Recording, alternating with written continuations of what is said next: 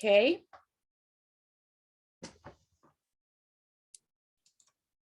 Hey, Eli is the founder of Mechanics and Body Shops Marketplace, a company dedicated to helping the automotive service industry with their biggest challenge, finding and retaining great employees. The company has been in business for over 5 years and has successfully placed hundreds of automotive professionals in 28 states and counting. Testimonials and reviews can be found on Google and the company's website. Thank you, Eli, for being here for our Lunch and Learn. Thank you so much for this introduction, and thank you everyone for being here. What I'll do, probably I'll share my screen right now. Should I upload my presentation?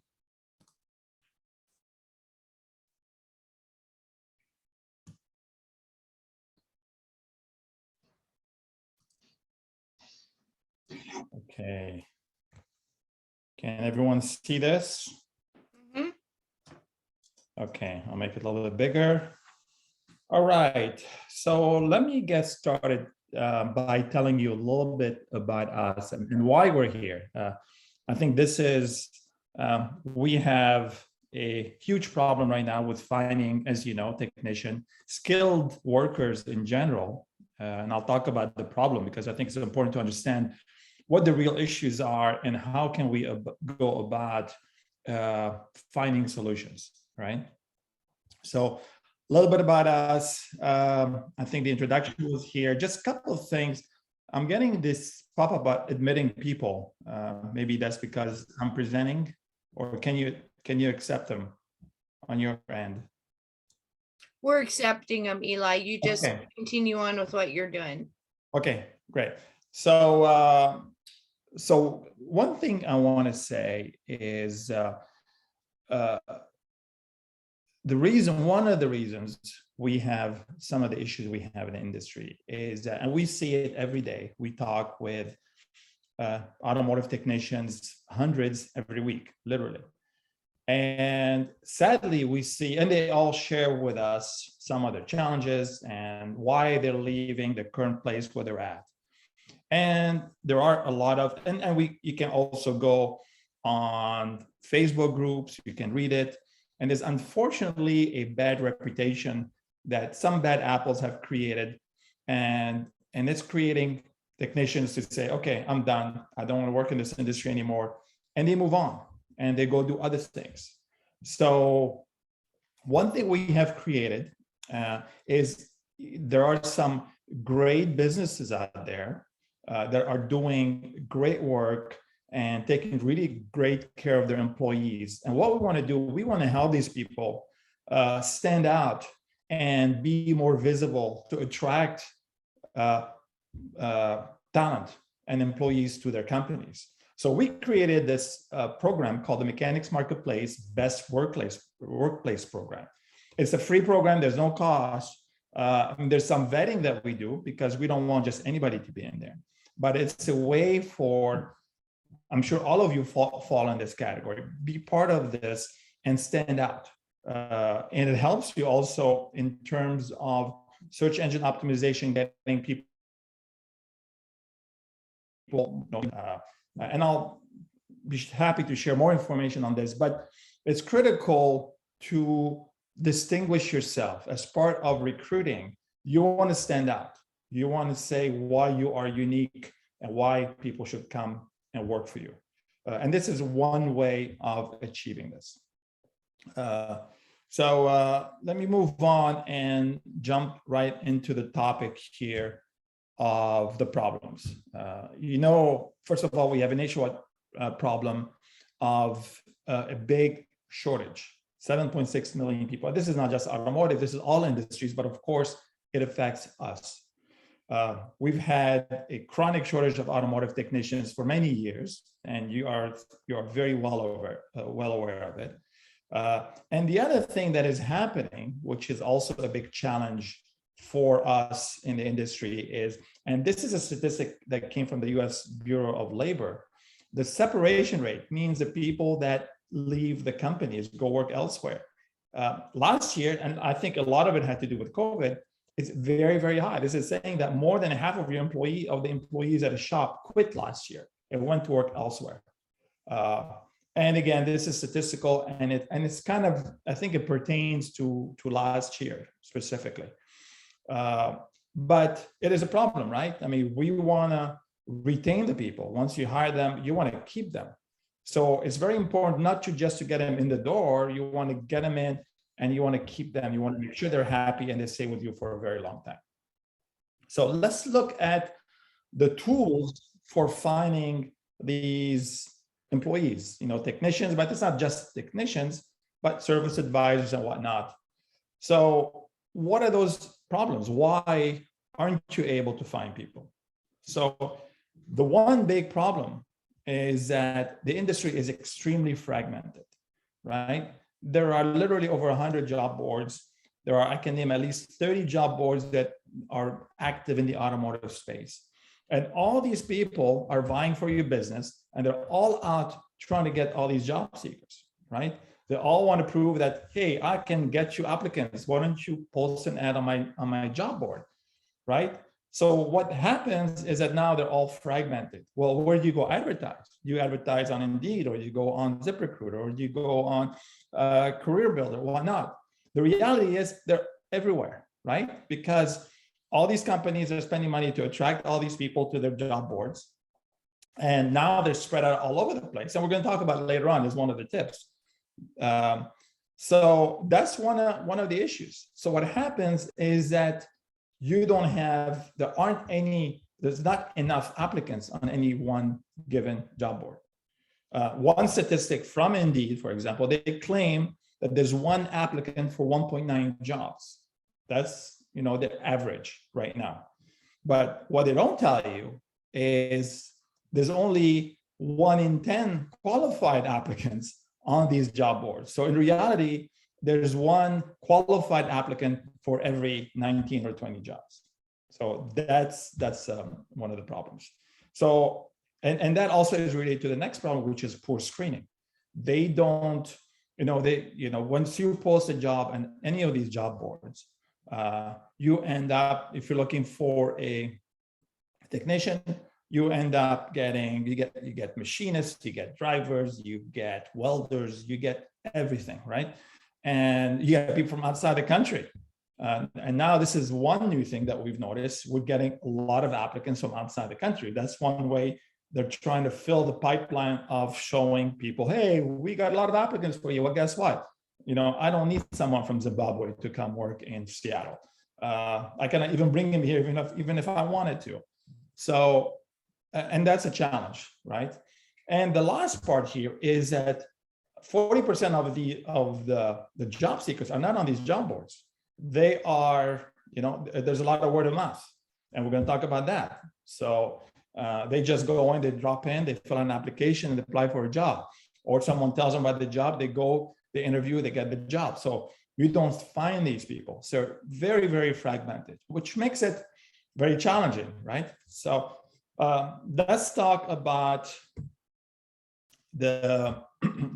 some tips here. And I'm going to leave out the obvious. And the obvious is actually important, because when you start, you have to leverage your network. Before you go spend money on job boards, before you hire recruiters, make sure go talk to your employees, give them incentives. Say, hey, do you know someone? I'll pay you $1,000, $2,000. If you can refer someone that we hire, because it's expensive to hire.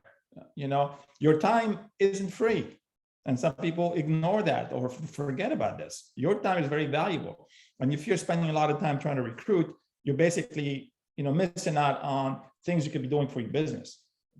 So one, make sure you leverage your network. Your mother, your sister, your brother, your grandmother, grandchildren, your friends, your neighbors, your employees. Your employees could be a big source for you for referrals. So make sure you incentivize them and try to get them to help you hire.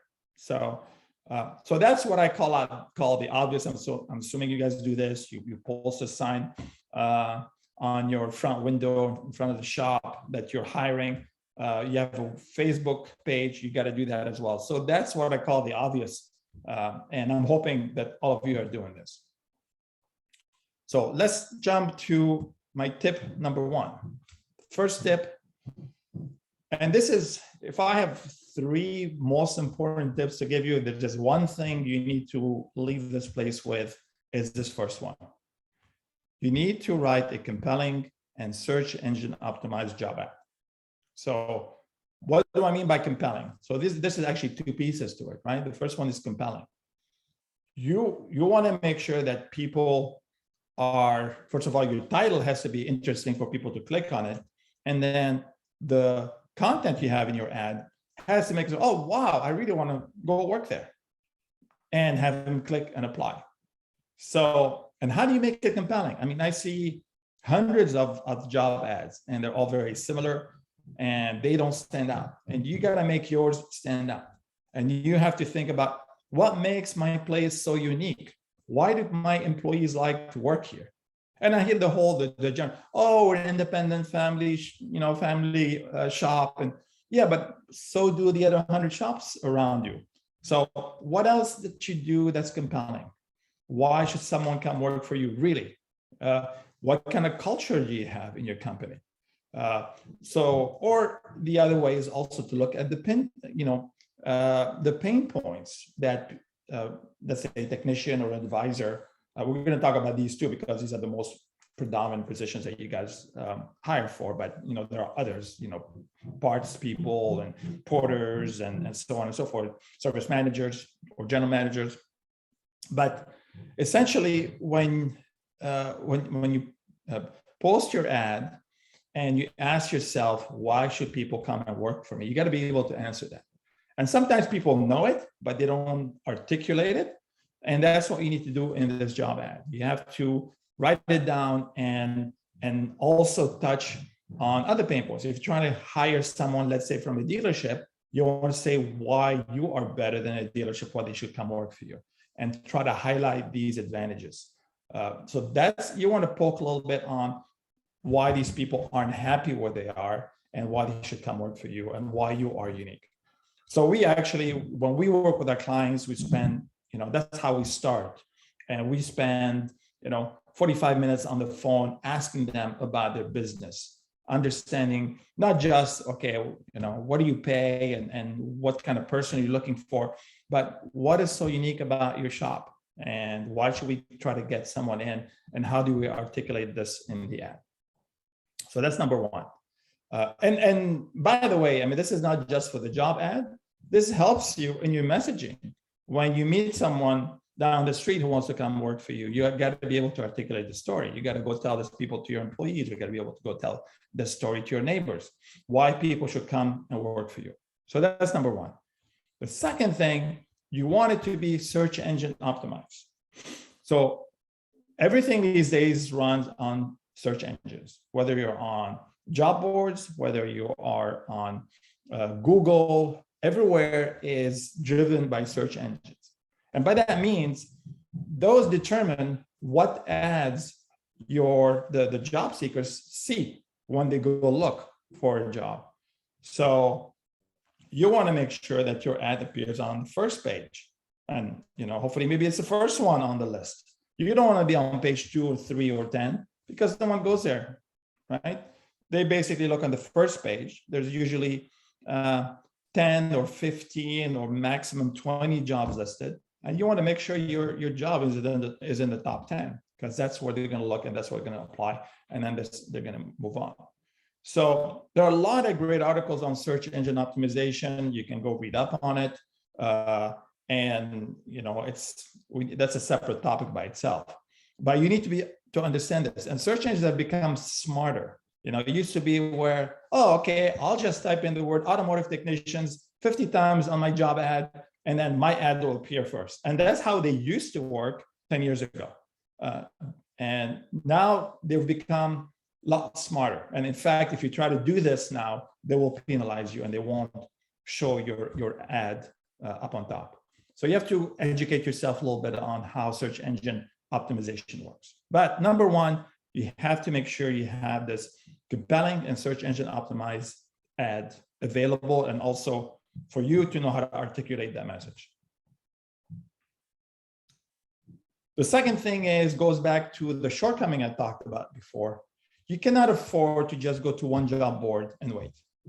you have to place your ad in as many places as possible.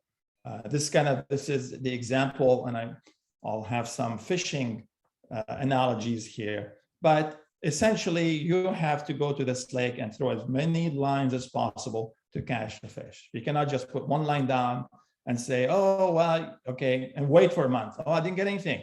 Let me go to the other side of the lake. Let me go try over there and try again, and then not get anything. Because you wanna maximize your chances of finding that person. You have to realize everyone else is fishing at the same time from the same pond. So got to make sure that you increase your chances by looking everywhere. So you want to place your ad in as many job boards as possible. You want to take advantage of all the free job boards because they're free. So you have it does take some of your time to do this and manage all these ads. There is a cost, but they're free. Or you can go on multiple sponsored job boards where you're going to get more applicants, but those are going to cost you money. So you have to think about what is the appropriate budget. And the idea of, hey, I want to do it for free, I want to place free ads. These days, it's not enough. The sad news I have to tell you is that it's going to cost you money.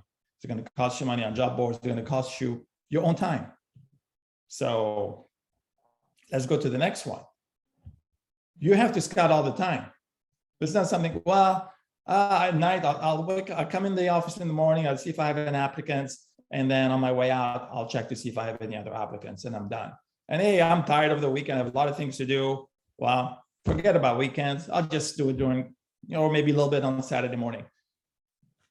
Recruiting is a 7-day-a-week job, unfortunately. So you have to be scouting all the time. And why? Because these applicants, when they go, you have to think about the behavior of these job seekers and how they go about finding jobs. So I'll tell you what, they just go on a job board, wherever it is. Let's say they go to Indeed or they go to ZipRecruiter, and they say, okay, I'm looking for a job. Or sometimes they go after them and display these jobs. I say, okay, that looks interesting. I'm going to apply for this. And once they apply for this job, it tells them, hey, by the way, since you applied for this job, you may be interested in these other 5 jobs. And they go say, oh, yeah, okay, ding, ding, ding. Within a minute, they've applied for 5 to 10 jobs, right?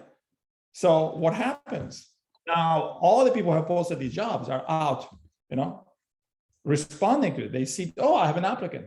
So everyone is trying to get to these people and responding to them.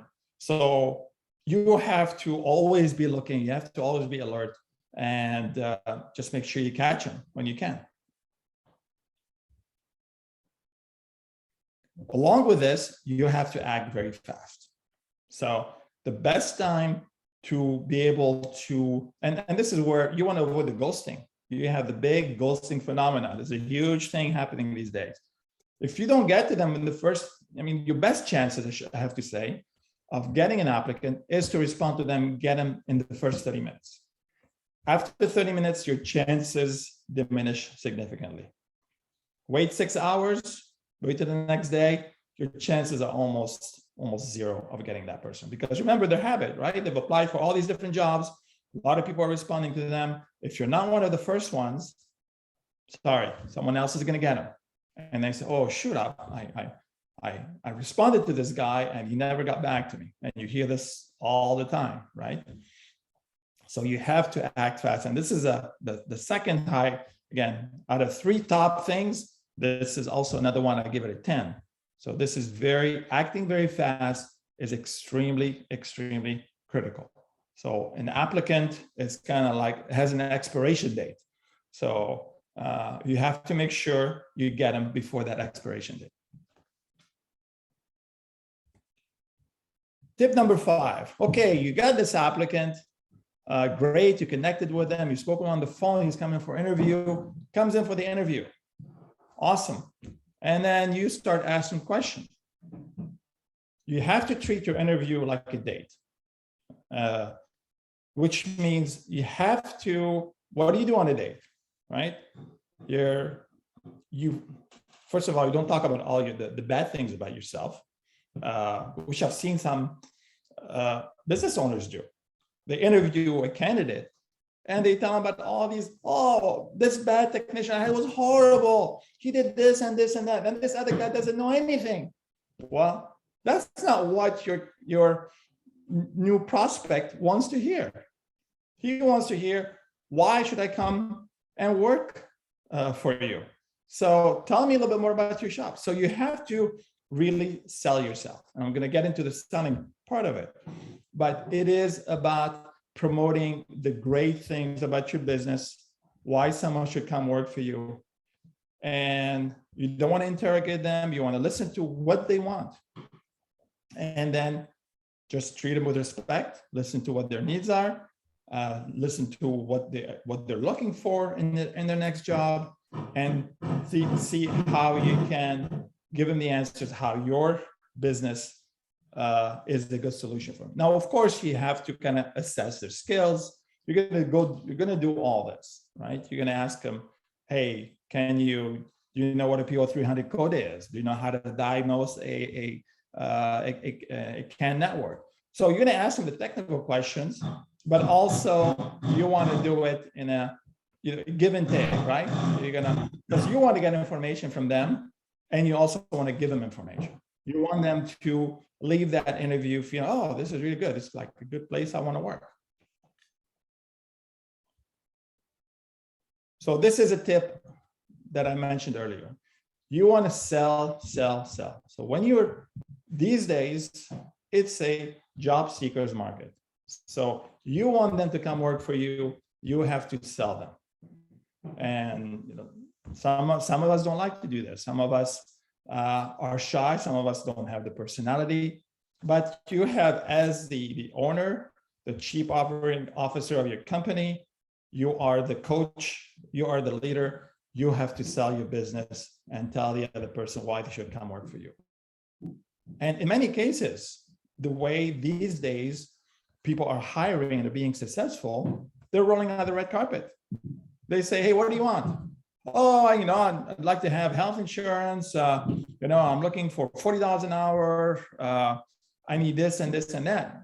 And basically, if you want this guy or gal, if you want to hire this person, you have to basically say, okay, you got it. I'll give you all this. Come work for me. So that's one part of it, right? It used to be very different, right? These are not traditional recruiting tips. This is not how recruiters were ever trained. This is never how people were told to recruit people, right? It's more of you're in command and you tell them, okay, here's how the job is, here's what we expect of you. But those days are gone. So you have to ask them, you have to listen to them, and you got to sell your business. And the selling, by the way, doesn't end. It starts from the very first conversation with them on the phone until the time you shake their hand and welcome them to your company. So you have this interview, you like this person, they like you, it's obviously a great fit. You have to do what is known in sales as a trial close. And I've seen this, a lot of people, I talk to some of our clients, okay, yeah, how the interview went? Oh, great. I really like this guy. I said, okay, well, what are the next steps? Well, I told him that, I'll give him a call. We'll reconnect. It's like, what do you mean? You didn't try to close him? You didn't set up anything? It's like, no, I said, I'll give him a call sometime this week. You cannot leave it open-ended. If you like this person, you have to try to close them. You have to kind of get an idea for it. You got to tell them, hey, what if I paid you, if I gave you all this, does this work for you? Will you be able to start? And try to feel them out, right? You don't want to pressure the person, but you want to feel out if this person's really feeling good, or are there any other concerns? Because you want to know if this person is thinking about, well, I may have a vacation next week and I'm not sure I can commit now. You want to know this up front and address it. You don't want to find out a week later, well, I took this other job because this other employer gave me the flexibility not not to start for another 3 weeks, and you want me to start this week. So you want to try to understand, the try to close is really to understand if there are any hesitations or concerns that the candidate has. And you want to find out before they leave the building. So, and that's very, very important.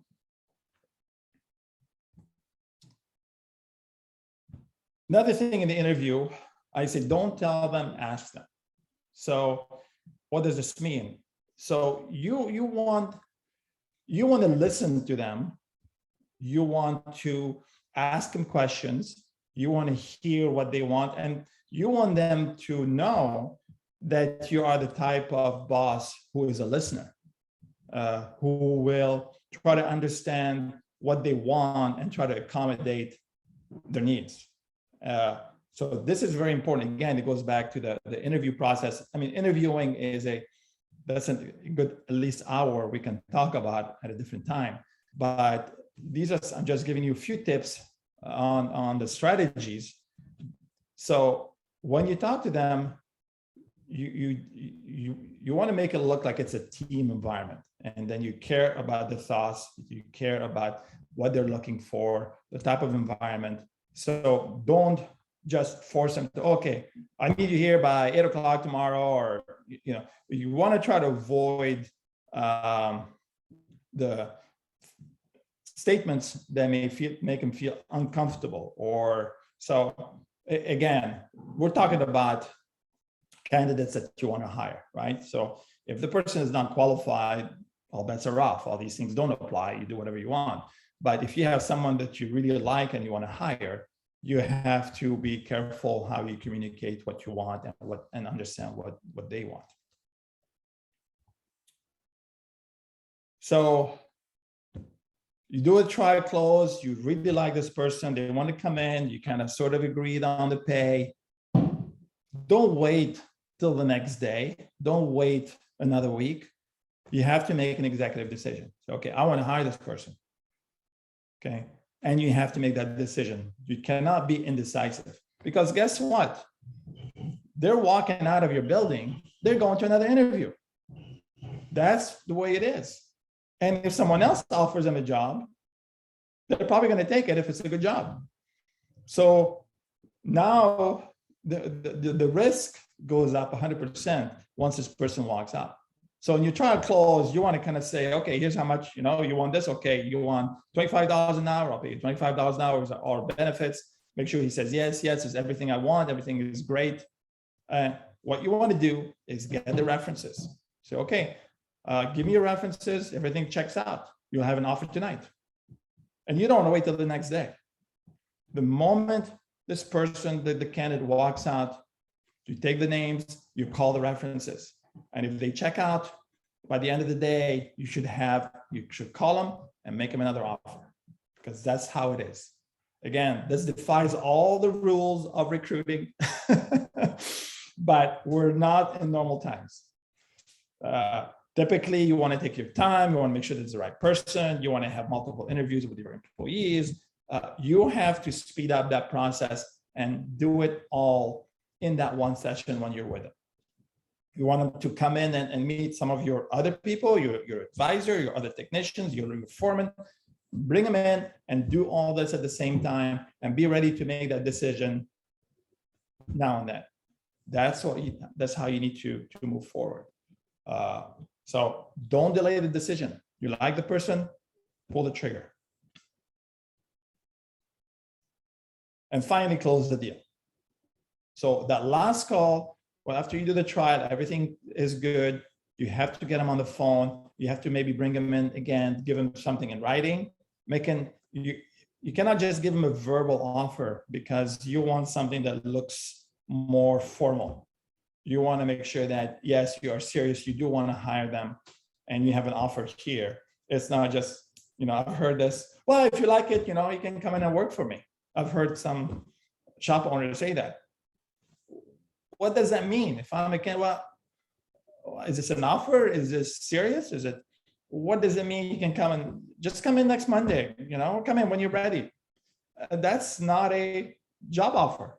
So you want to avoid these situations. You want to close a deal again, remember you're selling. You got to continue to sell, and you don't stop the selling until actually the employee comes in on the first day. If they're a technician, they have their tools dropped in, and that's when the person is secured in. I mean, I've seen many technicians accept an offer and not show up or not drop off their tools. Or I've seen technicians drop off their tools on Friday, go on Monday and pick them up and say, I changed my mind. So the selling doesn't end until this person is in your building working. And then we're going to talk about employee retention. That's a different story for another chapter, for another day. That's another conversation all by itself. But you got to keep selling until you get this person in, and you explain, you're keeping them warm to make sure that they're not being pulled elsewhere. Because you got to remember, they may still be interviewing other places. Other people may be trying to pull them into their shop. Their current shop maybe still trying to keep them. So you have all these different factors happening. You got to make sure that you keep on walking it all the way to the end, right? So you cannot fumble the ball. You got to keep it and go all the way to the goalpost. So to recap, number one, write a compelling and search engine optimized job ad. 2, place ads in as many places as possible. 3, scout all the time. 4, act very fast. 5, treat your interview like a date. 6, sell to the end. Do your trial close. Don't tell them, ask them. Make an executive decision and close the deal.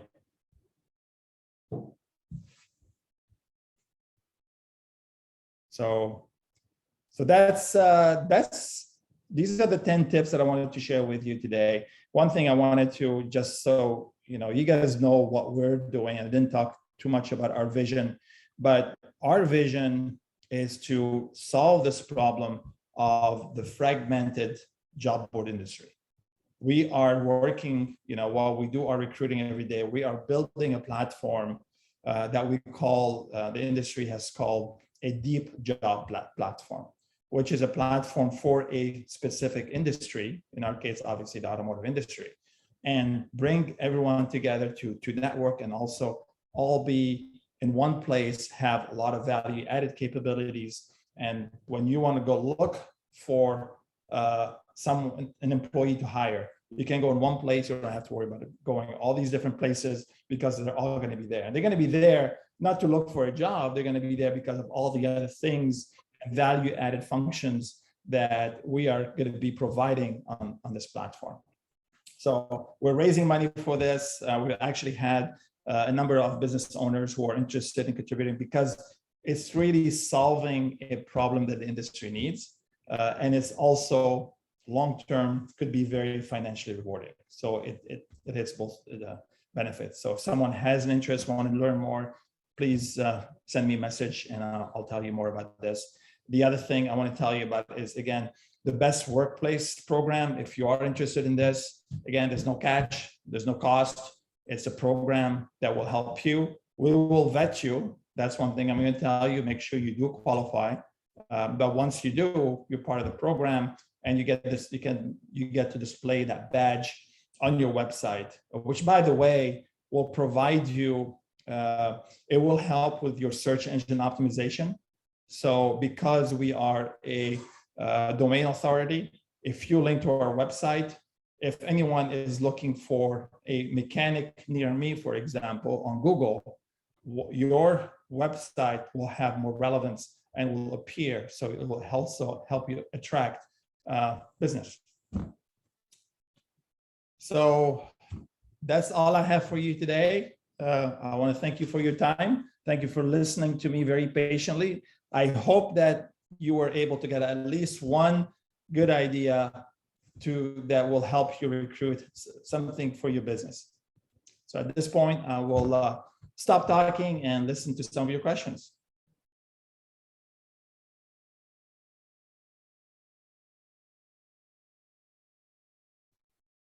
So Ellie, I have a question. This is Pamela with Northwest Auto Care Alliance. You know, I go into shops all the time, and I actually was out in the territory the last 2 days in one of my chapters, and I've never heard more people looking for employees and telling me that they're not even showing up for work and all the things you talked about. So my question to you is, in your experience, what do you think the number one mistake these shop owners or whoever it may be are making when they're recruiting new people as employees? Well, all the things that I talked about today are the things that they may not be doing. So, you know, are they, first of all, once they get them, are they really selling the shop? Are they selling the business and why someone should be there? What they want when they recruit, they want this person to be really excited, say, okay, this is a great shop I want to go work for. This is going to build, this is where I'm going to spend the next step of my career. That's how you want this employee to be. And that takes some selling, that takes some effort from the business owner to be able to articulate this message and their vision and why their shop is the best. So, and this is where they falter, because granted, the business owners are very busy, right? They have so many different things to deal with. They have customers, they have cars with problems, they have some parts issues, they have accounting. I mean, they're running a full business with many disciplines, and they're wearing many hats every day. And you can see how it's easy to just forget about it, to not think about, oh, what do I need to do to make this person happy? And they take it for granted when they can't. You cannot take these things for granted. Well, thank you. That's wonderful. The other thing you said that I thought to myself, I mean, I don't hire people, but I can imagine having to make a fast decision would feel a little risky. But I guess you don't have an alternative in today's market, from what I'm hearing you say. Absolutely. I mean, this goes contrary to everything that I've done. I've learned in my 30 years of hiring people. I would never say, hey, hire someone on the spot. But in the market we're in, you have to do this. You have to take some risk. You have to take an executive decision. But you have to do it intelligently, not just blindly, right? And this is why I emphasize it's very important to get those references and call these people. So you can ask technical questions and more or less assess the person's skills. But you want to hear from someone else, say, hey, did this person produce? Did this person have comebacks? So you want to hear it because you want to learn from other people's mistakes, and you want to avoid making this mistake hiring someone. So there are many things you can do to mitigate that risk. Right. Well, this is fantastic information, and boy, if we ever needed to hear it, it would be now. So thank you. Thank you. Eli, this is Nicole Prickett. I have a question as well, just as far as background checks. I know we really didn't talk on that, but it sounds like, and I have an HR background too. So, this is kind of foreign to me as well, as far as just the hiring process, or it's not the norm, I should say. But with background checks, does that hinder the candidate? Because we are looking at implementing a little bit more of a robust for certain positions. But, if the candidate's going to be gone, I feel like it's more of a hindrance. So what is your take on that? Yeah, very good question. And we do offer this, by the way. So there are ways you can do it quickly, and there are ways you can assess whether there is a problem or there could be a problem. And when we screen candidates, we ask them, do you have a clean driving record? Or are there anything on your driving record? Because obviously to work at an auto repair shop, you have to have a driver's license. You have to the insurance company has to be able to cover you. So your record has to be relatively clean. So we kind of ask those questions. And the other question we ask them, are you okay with us running a background check? Without running the background check, right? And then the candidates that do have a background issue are the first ones to come forward and say, oh, by the way, I did this and this, and I do have a record. And if that's going to be a problem, then I'm going to drop out right now. So Sure. You can, in a way, do your background check without running the background check and getting the information that you want very quickly. Okay. Thank you. Sure. And by the way, so if now I know there are, so we work with some big corporations that have to have these things in place. They have to have a background check. Some dealerships have these processes, and the part they will not allow you to hire without going through this process. And you can go through this relatively quickly. These days, a background check is done online. It can take, if we start in the morning, by midday, you have results on the background check. With the driving record, sometimes it takes 24 hours because many municipalities or many DMVs in some part of the country take some time. I know in California, they usually need about a day. So, and I don't know how it is in Washington, but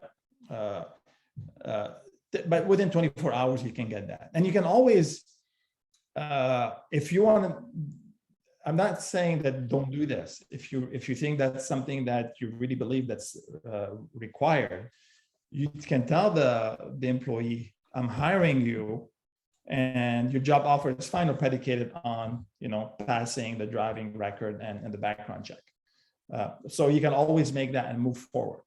And you can get those results within 24 hours.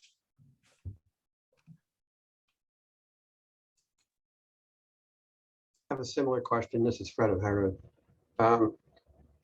Same idea, but it takes a little time. I've done pre-employment screening tests, and this best fit, did Trimax, and can you make that as like a loophole thing too? Because those take them a while to do. They're an impediment. Some techs don't want to do it. Yeah. I mean, you can always make an offer contingent on these qualifications, on background check being passed, or anything you want. You can always make that contingent. So, but you want to get that offer out as quickly as possible. So otherwise, the process takes like 2-3 days minimum to get it all done. And I agree, I don't have that much time. Right. Yeah, you don't want to lose time. You don't want to waste time, and you definitely want to show to the employee that you are very serious. Yeah, do want to hire them, and you do give them the offer. And the best way to leverage that is to give them a real, a hard copy offer, and then they know that you are serious. And if you just do it verbally, then they're not going to take it as seriously. So you put in writing, they like you, you like them. I need this part of our process. We need to do this. If they don't have any issues, if they don't, I don't have any background problems, we're going to say, sure. They have to give a 2-week notice to their employer anyways. Hopefully they do that. If they don't, then that's maybe another red flag. But you have time to do this. That buys you time until you get the results that you want. Looks like we have a question in the chat box. It's from Madison. She's asking, do you think you should include other techs in the interview? That's a very good question. And I would say yes. Not necessarily in the first phase, but what you want to, first of all, you as an employer want to decide, is this someone that I like and I want to hire, and want to waste the time of my tech to be in that interview. But if halfway through you're sold that this is a person you want to hire, absolutely bring in other people in, and actually it would be good as part of the selling process is for the candidate to meet with some other employees and have them tell them why this is such a great place to work at. And that person can help you with the screening process or asking questions that you want a second opinion on and whatnot. So I think planning it correctly could be, I strongly recommend it.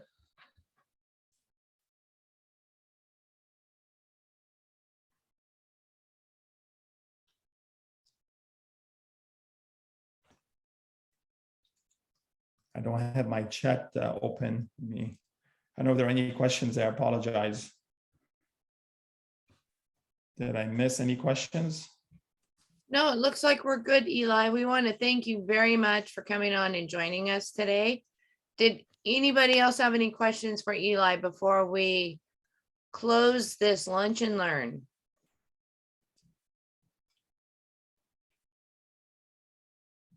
Okay, well, thank you, everybody, for joining us. Thank you, Eli. It was a great presentation. Thank you, everyone. Great meeting you. Okay,